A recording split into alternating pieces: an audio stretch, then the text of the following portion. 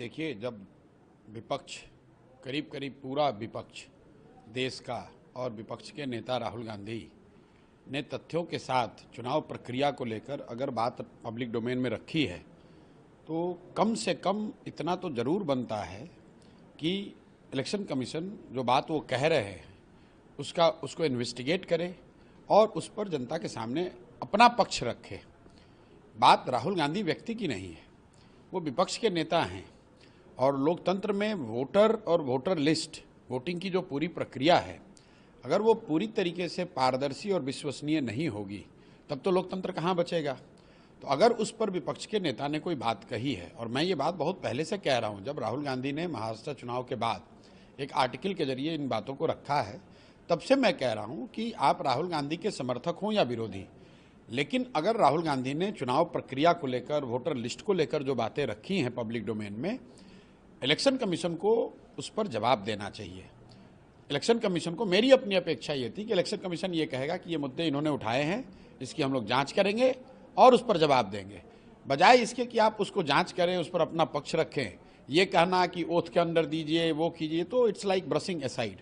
तो अगर आप ऐसा करेंगे तो नेचुरली लोग रोड पे उतरेंगे ही उतरेंगे। सबको रिटेन भी किया गया है। वो तो देखिए, लोकतंत्र में जो होता है, आप धरना प्रदर्शन करेंगे, कहीं पुलिस अपना जो काम कर रही है वो कर सकती है। जहाँ तक मैंने अभी देखा है कि वो लोग शांतिपूर्वक मार्च कर रहे थे, उसको पुलिस ने रोका है। वहाँ की क्या स्थिति है मुझे मालूम नहीं है। विषय मार्च नहीं है, विषय ये है कि जब वोटर लिस्ट को लेकर, वोटिंग की प्रक्रिया को लेकर इतने बड़े पैमाने पर कोई बात रखी गई है तो इलेक्शन कमीशन को उसका जवाब देना चाहिए। उसके पास क्या ऑप्शन बचता है? वो तो इलेक्शन कमीशन ने एफिडेविट मांगा नहीं, ऑप्शन तो लोकतंत्र में ऑप्शन कभी बंद नहीं होते हैं। विपक्ष या जो लोग भी समझते हैं कि गलती हो रही है वो आवाज़ उठाते रहेंगे। अंततः तो जनता मालिक है, जनता भी देख रही है और लंबे समय तक इलेक्शन कमीशन इस बात से अपना मुंह नहीं छिपा सकता है। उसको जवाब तो देना ही पड़ेगा, आज दीजिए या 2 महीने के बाद दीजिए, जवाब तो देना ही पड़ेगा। संभव है कि राहुल गांधी ने जो बातें कही हैं उसमें कुछ कमी रह गई हो या उसमें सच्चाई न हो, लेकिन जवाब तो हर हालत में इलेक्शन कमीशन को देना पड़ेगा।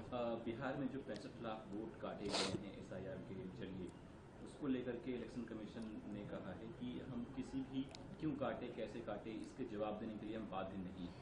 देखिए, ये जो राहुल गांधी ने बात उस दिन प्रेस कॉन्फ्रेंस में उठाई है वो वोटर एडिशन को लेकर है। बिहार में जो एसआईआर हो रहा है ये वोटर डिलीशन का मामला है। तो हम लोग एसआईआर पे ये कह रहे हैं कि भाई, अगर आप 20 वर्ष के 23 वर्ष के बाद इस तरह की कोई प्रक्रिया कर रहे हैं तो इलेक्शन कमीशन को ये वजह तो बताना पड़ेगा भाई क्यों कर रहे हो। अभी 1.5 साल पहले चुनाव हुआ, उसी वोटर इलेक्टोरल रोल से जिसको इलेक्शन कमीशन ने बनाया, सर्टिफाई किया, उसी से देश के पार्लियामेंट का चुनाव हुआ है, उसी से मोदी जी आज प्रधानमंत्री हैं और आप कह रहे हैं कि वो इलेक्टोरल रोल ठीक नहीं है। एक तर्क ये है कि भाई लोकसभा के चुनाव हुए 1.5 वर्ष हो गए हैं, अब उसमें कुछ त्रुटियां आ गई हैं। तो अगर त्रुटि आ गई है इसका मतलब है, कल मैं 2 दिन पहले यहाँ पर अमित शाह जी आए थे, उनका बयान सुन रहा था कि बांग्लादेशी यहाँ आ गए, बांग्लादेशियों का नाम उसमें, नेपालियों का नाम उसमें है।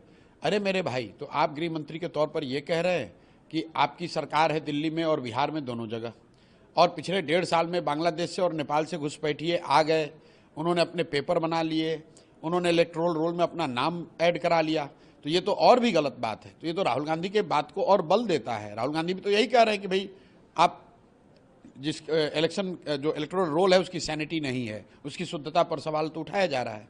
दो इपिक